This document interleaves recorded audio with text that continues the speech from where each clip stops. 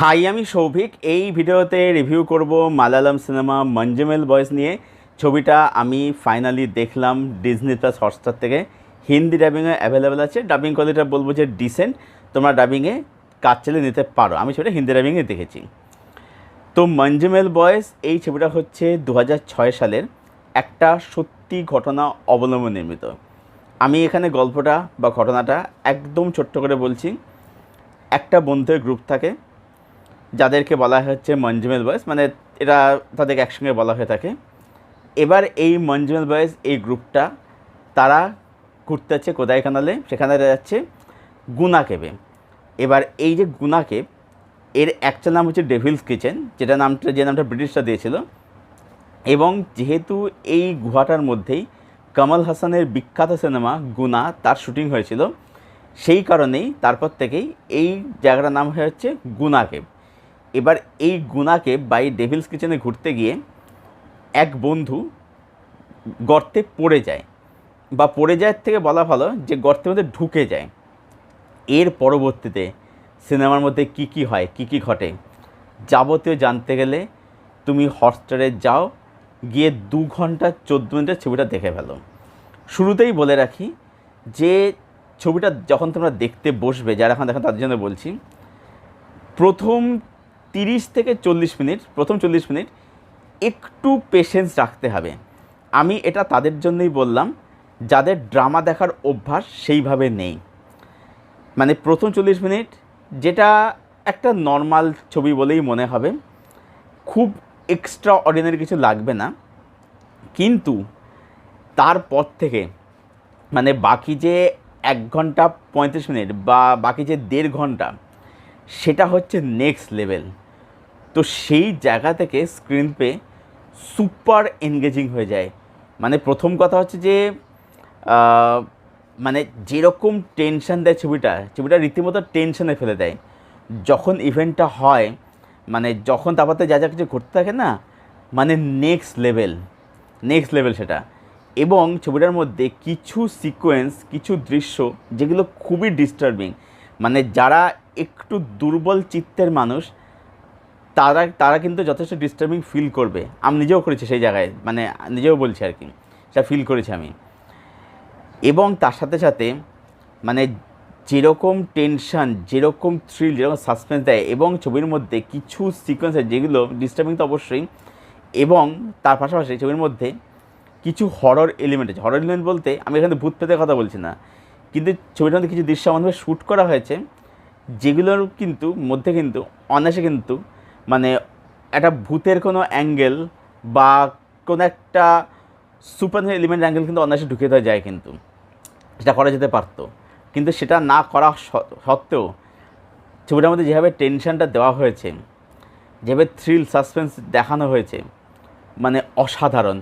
Last মানে পরের যে 1.5 ঘন্টা বা 1 ঘন্টা 35 মিনিট, সেটা জাস্ট মানে নেক্সট লেভেল। সেটা স্ক্রিন পে সুপার এনগেজিং এবং টু দ্য পয়েন্ট ন্যারেটিভ। এবং তার সাথে এটাও বলতে হয় যে এই ছবির মধ্যে এই যে বন্ধুর জন্যে ফিল করা, তার আগে কি তাদের কিন্তু মোমেন্ট কিছু দেওয়া হয়েছে।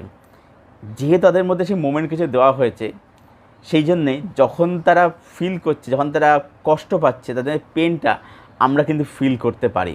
ঠিক আছে? তো সেই কারণেই কিন্তু এর যে রাইটিং, সেটা কিন্তু আমাদের জুড়ে রাখে, ছবিটার সঙ্গে আমরা জুড়ে থাকি। এবং ছবিটা যখন শেষ হয় তখন একটা অদ্ভুত লাগবে যে ছবিটা শুরু হচ্ছে একটা নোটে, ছবিটা শেষ হচ্ছে কিন্তু আর একটা নোটে। ঠিক আছে? এবং ছবিটা শেষ করে তোমার ছবিটা ভাবাবে। Technical support brilliant. মানে যেভাবে গুহাটাকে দেখানো হয়েছে, যেরকম location, set design, camera work, BGM, just ব্যাপক, অসাধারণ। মানে ছবিটার টেকনিক্যাল দিক যেরকম দেখানো হয়েছে আর কি, টেকনিক্যাল ছবি যেরকম, তখন সেটা না ছবিটাকে মানে আরও মানে 1-2 লেভেল উপরে নিয়ে চলে যায়। এবং অবশ্যই পারফরমেন্স, এখানে প্রত্যেকের কাজ এখানে দারুণ, প্রত্যেকের দুর্দান্ত। কিন্তু এখানে দুজনের কাজ বলতে হচ্ছে সৌভিন শাহির, যাকে আমরা বহু মালায়ালাম ছবিতে দেখেছেন, তার কাজ ব্রিলিয়ান্ট, দারুণ। এবং অবশ্যই শ্রীনাথ বাসী, হোয়াট আ পারফরমেন্স, কী লেভেলের কাজ করেছে শ্রীনাথ ভাসিকেও তোমরা বহু মালায়ালাম ছবিতে দেখেছো, সেও একজন খুবই ভালো অ্যাক্টার। এই দুজন ছবিটার বলা যায় পিলার একদম। এই ছবিটাকে মানে এমন তারা অভিনয়, এমন তারা পারফরমেন্স দিয়েছে, তারা ছবিটাকে না আর একটু উপরে নিয়ে গেছে। তো সব মিলে এটাই বলবো যে মঞ্জুমেল বয়েস যদি না দেখে থাকো, এই ছবিটা কোনোভাবে মিস করো না। মানে বলা যায় না দেখলে জীবন বৃথা আর কি, এটাই বলা যায় আর কি। আমি এর আগে মালায়ালাম কুঞ্জ দেখেছি, সেটাও একটা সার্ভাইভাল মুভির মধ্যেই পড়ছিল, যদিও সেটা একটা ড্রামা মুভির মধ্যে পড়ছে, এটা থ্রিলারের মতো ট্রিট করেছে। কিন্তু আমি বলবো যে মালায়ালাম কুঞ্জর থেকে এই ছবিটা আরও আরও অনেক সুপিরিয়র সিনেমা, আরও অনেক সুপিরিয়র ছবি এটা। তো এই ছবিটা অবশ্যই দেখো। নেগেটিভ পয়েন্ট আমার কাছে কিছু লাগেনি, শুধু একটা কথাই বললাম শুরুতে, যে প্রথম 40 মিনিট একটু পেশেন্স রাখতে হবে, যাদের ড্রামা দেখার অভ্যাস সেভেন তাদের একটু ধৈর্য রাখতে হবে। বাট সেই সময়টুকু কেটে যাওয়ার পরে বাকি 1.5 ঘন্টা বা বাকি যে 1 ঘন্টা 35 মিনিট, সেটা কিন্তু জাস্ট নেক্সট লেভেল, চরম। আমি সব মিলিয়ে মঞ্জুমেল বয়েস এই ফিল্মটাকে দেবো 9/10। এবং আর একটা আমি অ্যাড করে, সেটা হচ্ছে যে যেটা আর ভালো, সেটা হচ্ছে এই ছবিটার মধ্যে কমল হাসানের সুন্দরভাবে কিন্তু ট্রিবিউট কিন্তু দেওয়া হয়েছে। যখন ছবিটা শুরু হচ্ছে দেখবে অ্যানিমেশনে ওই গুনার কিছু দৃশ্য কিন্তু দেখানো হয়েছে, যেটা কিন্তু আমার খুব সুন্দর লেগেছে।